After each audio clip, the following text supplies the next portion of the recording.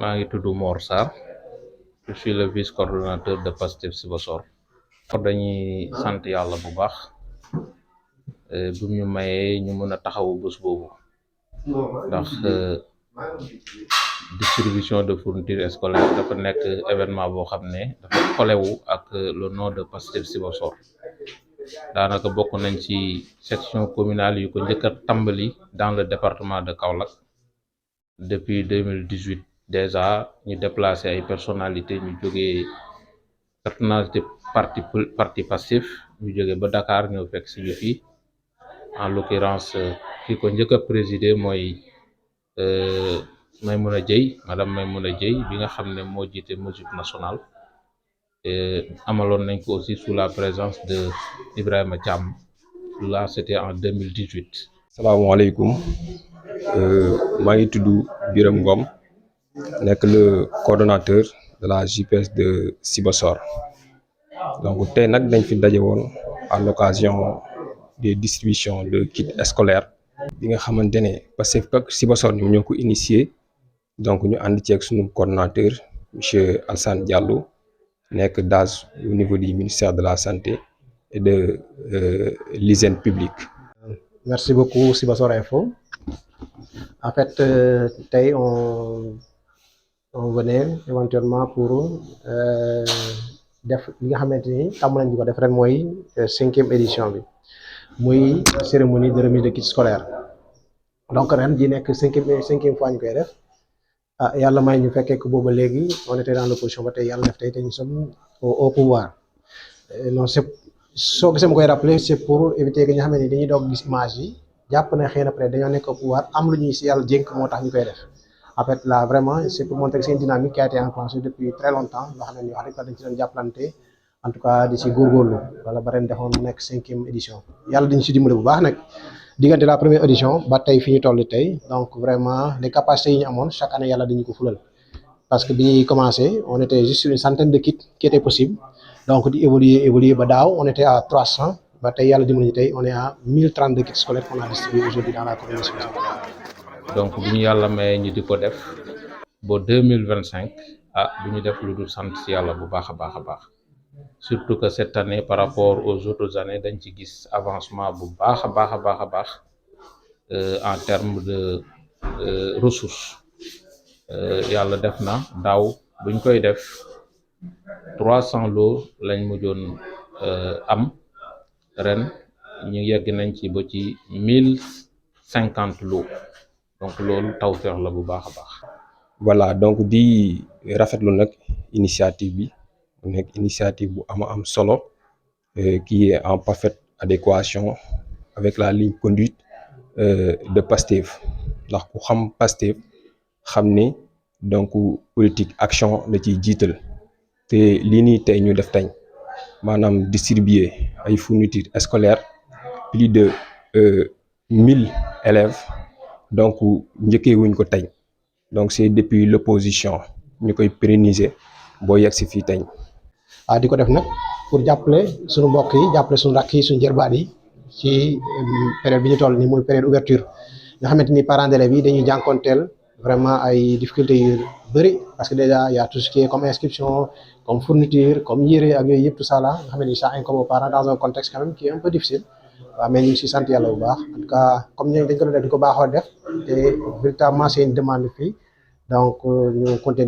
def ko wax dëgg yàlla pour jàppale suñu rakk yi pour que effectivement que ñu am chance vraiment rester à l'école fekkee ne éventuellement ay kay yooyu moo leen doon tere dem wala moo leen doon handicapé, donc pour aussi permettre aussi à ce que njàng mi concept utilité bi gën a nekk lu wër. Parce que am na ñu bëri tey xale yi nga xamante ne xëy na dañu mën a jàngi parce que ils n'ont pas suffisamment de fournitures yooyu quoi, mais xëy na peut-être ci li ñuy góorgóorlu nii jox leen ci dañu am capacité éventuellement pour mën a def. Fournitures scolaires yi ni ñu koy joxee mooy dañuy xool les couches les plus vulnérables ñu dimbale leen ci fournitures scolaires, mais yemul foofu kese lii ñuy def nii aussi dañuy jàppale état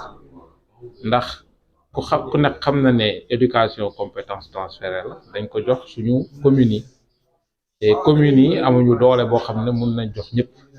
Donc di féliciter le coordonnateur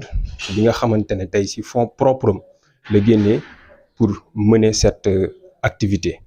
donc di ko ñaanal bu baax a baax di woo tam aussi ndaw ñi donc ñu rester bloc derrière lui xam ne tam aussi c'est un coordonnateur ndax li ñu xam ci moom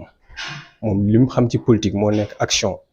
te politique soo ci dindee action yaakaar nañ ne donc li ngay def yëpp ay folklore lay nekk quoi donc loolu ñu ngi ko ci remercier di ko wax ne tam aussi la JPS en tant que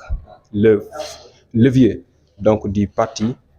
dinañ resté wu ci ginnaawam gunge ko ci ay action mais tam aussi gunge ko ci politique am gunge ko ci yéene bi nga xamante ne am na ko ci Sibassor ak doomu Sibassor yi. ci loolu di ñaax xale yi nag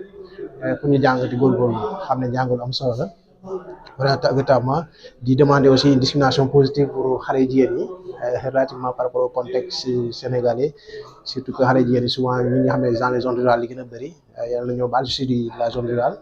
donc dañuy teel a maye seen xale jigéen yeeg yooyu et puis souvent dañuy mën nañ confronter à des structures à des choses yoo xam ne particulières parce que may jigéen lañ ñenn ñi toll sur période yoo xam ne ni yëfi jigéen yooyu daf leen di xaw a dal donc yooyu yëpp mu nekk ay gàllankoor yoo xam ne xëy na peut-être des fois dafay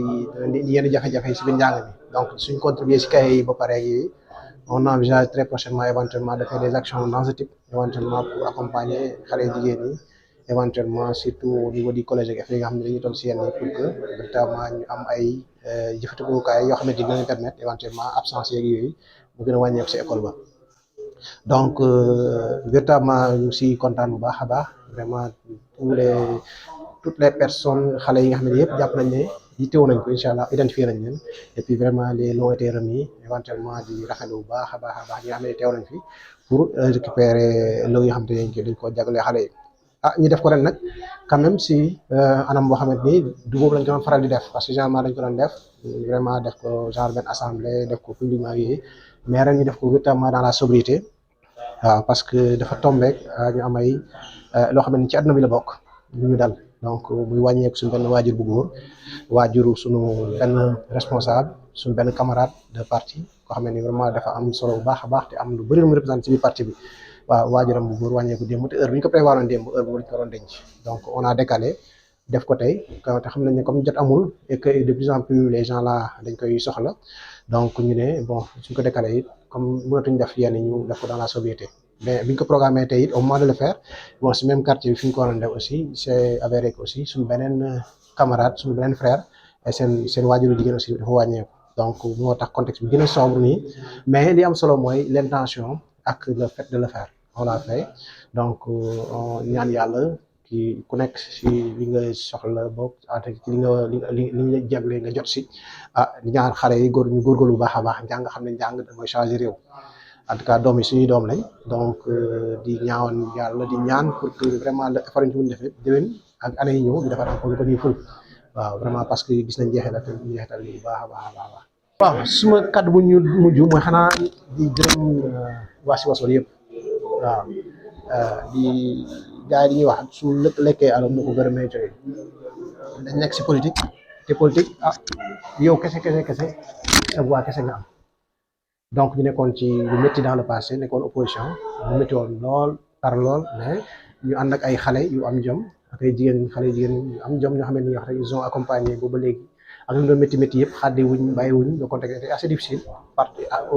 au Sénégal de façon générale dans le monde et ici en particulier par rapport à un contexte bien particulier donc mais ñu accompagner si vraiment ñu si jóg ka daanu affaire yi ba tey jii nii tey en tout cas leen di delloo njukkeel di gërëm di leen sant voilà di wax ne Sénégal jar na ko amul leen loo xamante ni vraiment lu ñuy regretter la donc si c'était à refaire on allait refaire 1000 fois tous les sacrifices qu'on a consentis dans le passé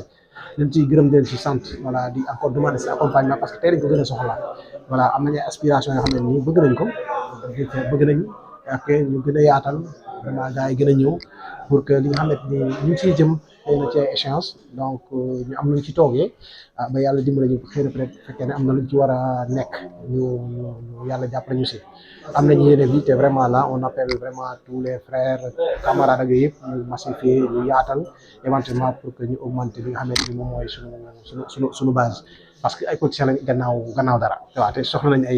ay nit vraiment en tout cas di gërëm toute la population de Sibassor qui nous accompagne et gis nañ dernièrement vraiment tout l'accompagnement qu'ils nous ont fait relativement aux derniers échanges qui sont passés en tout cas di ñaan yàlla di ñaanal suñu autorités yi nga xamante ni ñoom ñoo nekk à la tête de ce pays là ak jafe-jafe yi nga xamante ni yëpp fekk nañ ko ci réew mi donc di jànkonte moom tey pour trouver des solutions n'est-ce pas pour améliorer le bien-être des Sénégalais pour que yàlla taxaw leen ci am nañ yéene bi am nañ xarañteef bi te ñu ngi koy liggéey pour loolu noonu c'est vrai que début bi da mën na difficile nii mais vraiment li nga xamante ni ñu ngi koy teg comme jalon instant bi war na mun a dal xel pour que gars yi xam ne véritablement le Sénégal est posé sur des rails yoo xamante ni incha allahu rabbi donc si émergence lañ jëm parce que nag loolu mooy yéene bi loolu en tout cas mooy sacerdoce bi te ñëpp war a taxaw si loolu jàppale si loolu vraiment di appeler toute la population vraiment à nous comprendre à nous accompagner dans ça xam na ñu koy def sax mais encore dañ koy gën a waxaat rek